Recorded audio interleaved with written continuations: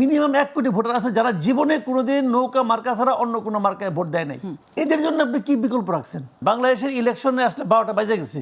আপনি যে ইলেকশনটা করতেছেন উনি অনেক বলতেছেন কিন্তু ইতিহাসের সর্বশ্রেষ্ঠ নির্বাচন উনি দিবেন, উনি কিন্তু বলেছেন এই কথাটা, উচ্চারণ করেছেন। কি বুঝে বলছেন আমি জানি না, উনি ইতিহাসও বুঝেন কিনা জানি না, সর্বশ্রেষ্ঠ বুঝেন কিনা আমি জানি না। একটা নির্বাচন হতে যাচ্ছে, আপনি একটা কথা মাথায় রেখেন, বাংলাদেশে মিনিমাম 1 কোটি ভোটার আছে, মিনিমাম 1 কোটি ভোটার আছে যারা জীবনে কোনোদিন নৌকা মার্কা ছাড়া অন্য কোনো মার্কায় ভোট দেয় নাই। এদের জন্য আপনি কি করবেন? সেই নির্বাচন, এদের বিপুল নির্বাচনটা আপনি কার জন্য করবেন?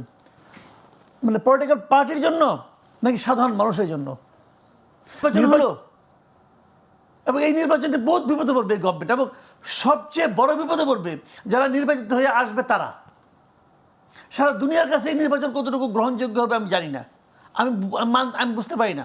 কারণ 2014 নির্বাচন করে আওয়ামী লীগ ক্ষমতায় আসছিল, ওই নির্বাচনটা খুব গ্রহণযোগ্য হয়েছিল? ওই নির্বাচনের কথা যখন তারা নিজেরা উচ্চারণ করতো, খুব কি আনন্দের সঙ্গে উচ্চারণ করতো?